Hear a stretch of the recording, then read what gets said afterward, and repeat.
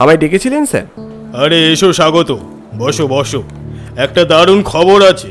গতকালের তোমার দেওয়া প্রেজেন্টেশনটা ক্লায়েন্টদের খুব পছন্দ হয়েছে। ওরা আমাদের সঙ্গে এই কাজটা করবে। ও, এ তো দারুণ খবর স্যার, কংগ্রাচুলেশনস। সত্যি স্বাগত, তুমি না থাকলে এই প্রজেক্টটা পাওয়া পসিবল হতো না।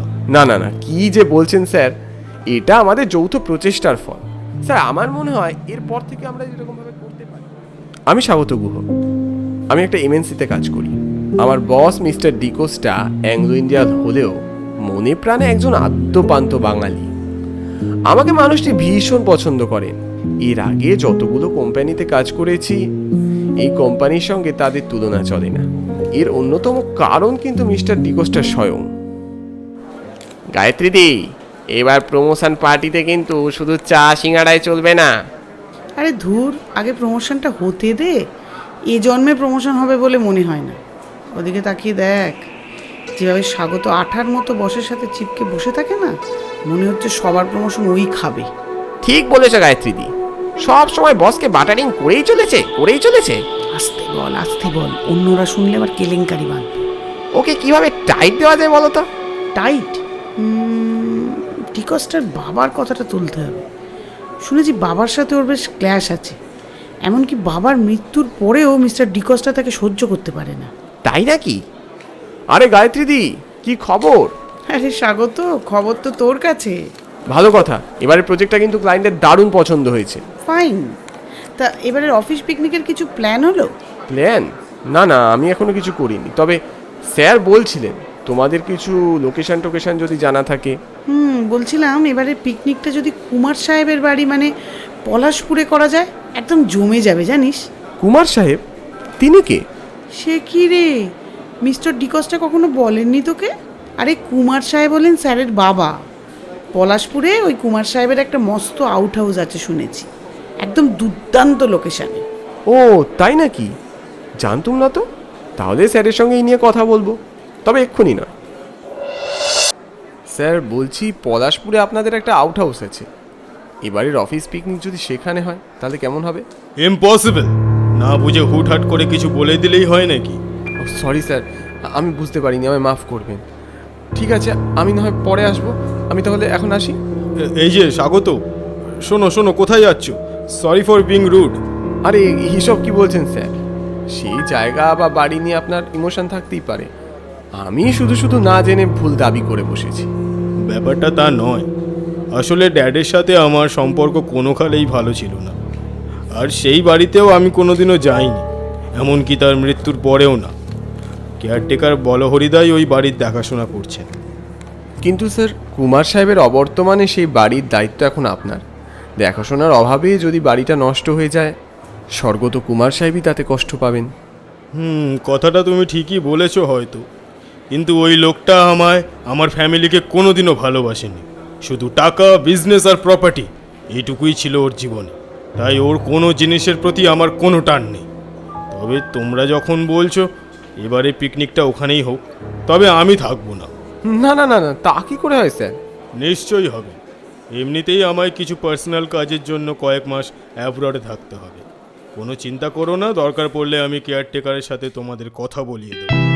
দেখতে দেখতে পিকনিক চলে এলো। আর যারা ভাবতেও পারেনি পলাশপুরেই পিকনিক আসলে ফাইনাল হবে, তারাও সবটা জেনে গেল। তবে শুধু একটাই কন্ডিশন, শুধু প্রজেক্ট হেডের কজনই সেই বাড়িতে থাকতে পারবে। বাকিদের জন্য পলাশপুরের গেস্ট হাউস ভাড়া করা হয়েছে।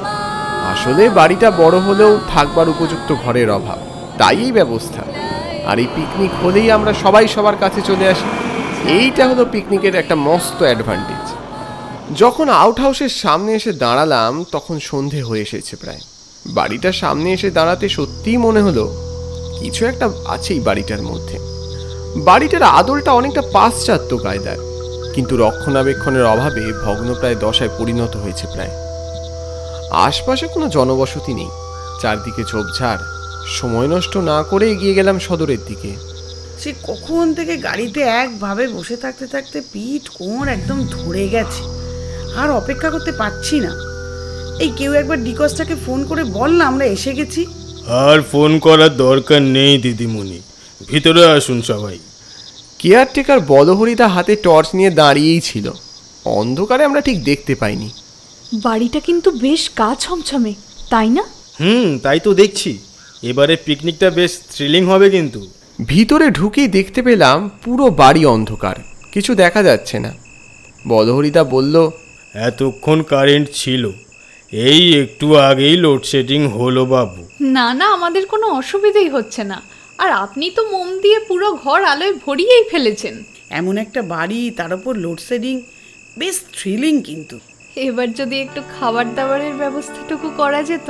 এই রে, আমি বেমালুম ভুলেই গিয়েছিলাম। আমি এক্ষুনি খাবারের ব্যবস্থা করছি বাবু। রাত গড়ালে বলহরিদা খাবারের ব্যবস্থা করলো। মেনুটাও বেশ জমাটি ছিল। পরোটা আর দেশি মুরগি কষা, সঙ্গে নতুন গুড়ের রসগোল্লা। বলহরিদার হাতের রান্না দুর্দান্ত। রাতের বেলায় আমার স্থান হলো 3 তলার পূর্ব দিকের ঘরটায়। এত বড় বাড়ি, সবাই এদিক ওদিকে ছড়িয়ে ছিটিয়ে ঘুমুলেও কোনো অসুবিধে নেই। তবে হ্যাঁ, এ বাড়ির অনেক ঘর এখনো বন্ধই পড়ে আছে। বলহরিদা দরজা বন্ধ করতে করতে বললেন, আর দেরি করেন না বাবু, কম্বল মুড়ি দিয়ে শুয়ে পড়েন। একবার শিয়াল ডাক শুরু করলে আর ঘুম আসবেনি। ও, এখানে আশপাশে শেয়াল আছে নাকি? সে আর বলতে। গলে যাওয়া মোমের নরম হলদে আলোয় চোখ জুড়িয়ে এসেছিল। ড্রেসিং টেবিলের পাশে থাকা বড় সাহেবী ঘড়িটার টিকটিক আওয়াজে ঘুমটা জোরালো হচ্ছিল না যদিও। হঠাৎ একটা অস্বাভাবিক কণ্ঠে ধর্মড়িয়ে উঠে বসলাম। স্বাগত, স্বাগত, আমাকে বাঁচা। আরে, এটা গায়ত্রীদের গলা না? মাঝরাতে এমন বিভৎস চিৎকার শুনে চমকে উঠলাম। বাইরে এসে দেখি গায়ত্রীদি সিঁড়ির কাছে হুমড়ি খেয়ে পড়ে আছে। কোনো মতে ওকে ধরে তুললাম। কি হয়েছে গায়ত্রীদি? স্বাগত, আমি কিছুক্ষণ আগে ওয়াশরুমে গেছিলাম, আর তারপরে উফ, এত রাত হয়ে গেল, এখনো লোডশেডিং। বাথরুমটা যেন কোন দিকে? এই যে এটাই মনে হচ্ছে। ওই তো বেসিন।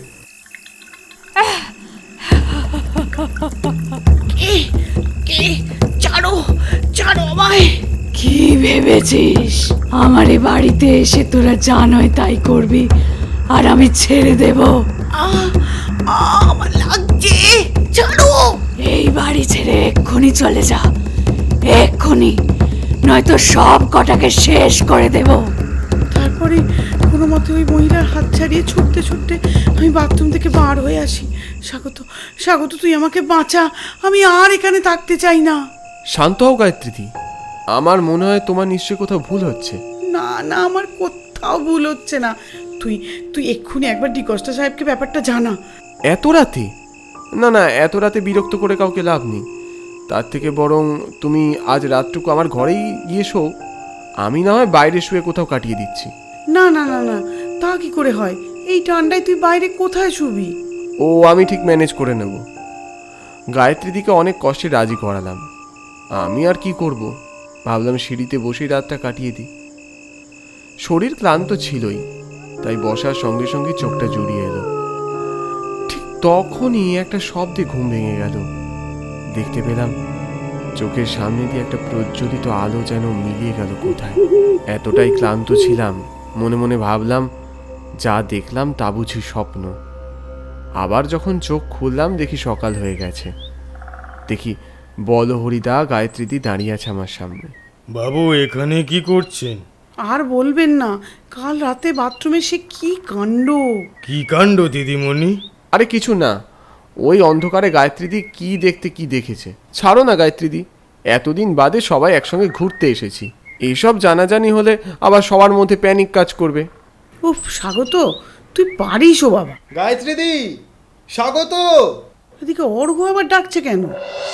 বাড়ির সামনের একদিকটা বেশ ফাঁকা, সেই ফাঁকা জায়গায় বেড়া দিয়ে ঘেরা একটা সাদা রঙের বেদি। সেই বেদির দিকে কৌতূহলী দৃষ্টিতে তাকিয়ে আছে অর্ঘ। এটা কি বাবু, এটা সমাধি। এই কার সমাধি? মানে জানি না বাবু, এটা অনেক আগে থেকেই ছিল, আমার এই বাড়িতে আসার আগে থেকেই। আচ্ছা, যাই হোক বাপু, এখন চলো এখান থেকে। আমরা সবাই জায়গাটা ছেড়ে চলেই যাচ্ছিলাম। হঠাৎ অর্পিতার কথা খেয়াল পড়ল। আরে, অর্পিতা কোথায় গেল? গায়ত্রীদি কেমন যেন অদ্ভুত চোখে তাকিয়েছিল সেই সমাধির দিকে। তাই তো, সকাল থেকে অর্পিতাকে তো দেখতেই পাচ্ছি না। দাঁড়া দাঁড়া, আচ্ছা, ওখানে ওটা কি? বুকটা কেঁপে উঠল। তড়িঘড়ি আমরা ছুটলাম। সমাধির পিছনের ঝোপে অর্পিতা অচৈতন্য হয়ে পড়ে আছে। এরপর বেলার দিকে ডাক্তারবাবু এসেছিল। মেজর কিছু প্রবলেম নয়, আজকের দিনটুকু শুধু রেস্ট নিতে হবে। অর্পিতার জ্ঞান ফিরলে আধো গলায় ঘটনাটা বললে। জানিস তো, ওখানে দাঁড়িয়ে আমি ব্রাশ করছিলাম, হঠাৎ মনে হলো কে যেন পিছন থেকে সজোরে ধাক্কা দিল। আমি আমি ছিটকে পড়লাম। আমি কি বলেছিলাম? এবার মিলল তো? আজও ভুতুরে বাড়ি তো। না না, এ ঠিক নয়। কিছুই না জেনে শুনে এই বাড়িকে ভুতুরে বাড়ি বলে দিলেন বাবু। কথাটা বলো হরিদা বলল। এই নেন স্যালাইন জল, উঠে খান। প্রথমে গায়ত্রী দিই, তারপর আমি, এর পরেও কি আর কিছু বাকি আছে? এই বাড়ির যেখানে সেখানে ঘুরলে তো এসব হবেই। আচ্ছা ছাড়ুন এসব কথা, আপনারা তো বের হবেননি। কি খাবেন কন? হ্যাঁ, এটাই আসল কথা। ভালো করে কষিয়ে মাটন বানাও তো। ধুর বাবা, এর খালি খাওয়া আর খাওয়া। ওদিকে যারা গেস্ট হাউসে আছে সবাই মনে হয় ঘুরতে বেরিয়ে গেছে, আমাদের আর যাওয়া হলো না রে। আরে চাপ নিচ্ছ কেন গায়ত্রীদি? কালকে না হয় পুরো পলাশপুরটা ঘোরা যাবে। আজ অর্পিতা ফিট হয়নি।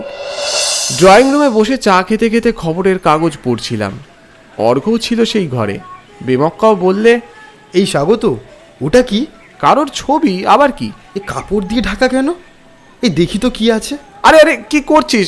না জেনে হাত দিচ্ছিস কেন? অর্ঘ্য এক টানে বড় ছবিটার ওপর থেকে কাপড়টা রীতিমতো সজোরে টান দিয়ে সরিয়ে নিল। দেখলাম একটা মহিলার ছবি, বিদেশিনী, বয়স অল্প। ছবির মেয়েটার মুখে কেমন যেন একটা রহস্য লুকিয়ে আছে, যেন অনেক দিনের একটা চাপা কষ্টর সারা মুখ জুড়ে। এবার শান্তি হয়েছে নাকি এই মেমকে বিয়ে করতে চাস? বাজে বকিস না তো, সব কিছুতেই আর কি। ইয়ার্কির কি হলো?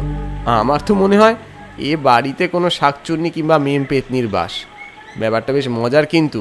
চুপ কর, বলো হরিদা আসছে মনে হয়। কাপড়টা চাপা দিয়ে সরে যা। সন্ধেবেলা ঘরেই ছিলাম। আজও লোডশেডিং। জানলা দিয়ে আশপাশের প্রকৃতিতে একটু নজর রাখছিলাম। কেমন করে জ্যোৎস্নার নীলচে আলো ছড়িয়ে পড়েছে গোটা পলাশপুরের পাহাড়ের গায়ে, আর জঙ্গলগুলোকেও আলোকিত করে তুলেছে সেই মায়াবী আলোয়। আচম্বিতে একটা খসখস আওয়াজে চমকে উঠলাম। মনে হলো আমার ঠিক পিছনে কেউ দাঁড়িয়ে আছে। ঠিক না ভুল বুঝে ওঠার আগেই আমার গলাটা কেউ চেপে ধরল, ঠিক যেমনটা গায়ত্রীদি বলেছিল। তবে আমি ভয় পেলাম না, উল্টে সবলে একটা ধাক্কা দিলাম। বুঝতে পারলাম এতে ছিটকে পড়ল সেই ছায়ামূর্তি। টেবিলে রাখা মোমদানিটাও পড়ে গিয়ে আগুন ধরে গেল নিচে রাখা আসবাবে। এই কে তুমি? কি চাও? তোদের সব কটাকে মেরে দেব।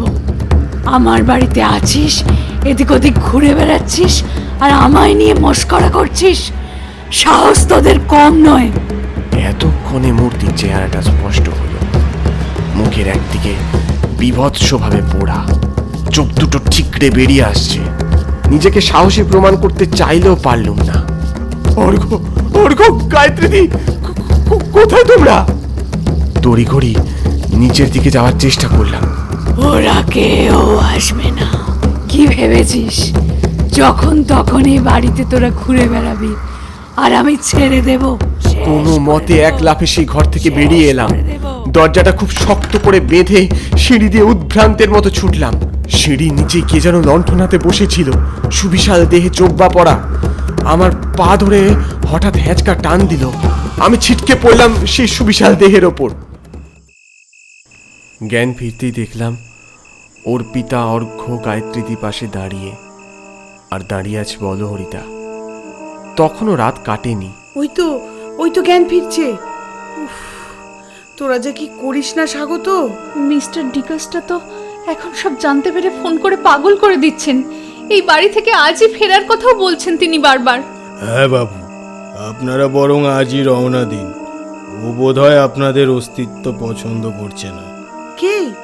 কার কথা বলছেন আপনি? এই বাড়ি প্রথম থেকেই অভিশপ্ত দিদিমণি। বড় দাদা বাবু মানে আপনাদের কুমার সাহেব, জনৈক ডাক্তার জেনেভা উইলিয়ামের এই বাড়ি নিলামে কিনেছিলেন। শুনেছিলেন ওর মেয়ে জেসমিন নাকি কখনোই চাননি এই বাড়ি বিক্রি হোক। কুমার সাহেব এই বাড়ি কেনার ঠিক আগের মাসেই শুনেছিলাম ওই মেয়ে গায়ে আগুন লাগিয়ে আত্মহত্যা করেছিল। না, আর অপেক্ষা নয়। রাতের আধারেই আমরা বেরিয়ে পড়লাম। যেতে যেতে সে সমাধির গায়ে হালকা হয়ে যাওয়া ফলকের লেখাটাও চোখে পড়ল, জেসমিনের জন্ম ও মৃত্যুশাল। তাহলে কি সেই সুবিশাল চেহারাধারী লোকটা কুমার সাহেব ছিল? জানি না। বেঁচে থাকলে আবার পিকনিক হবে, তবে এখানে আর নয়।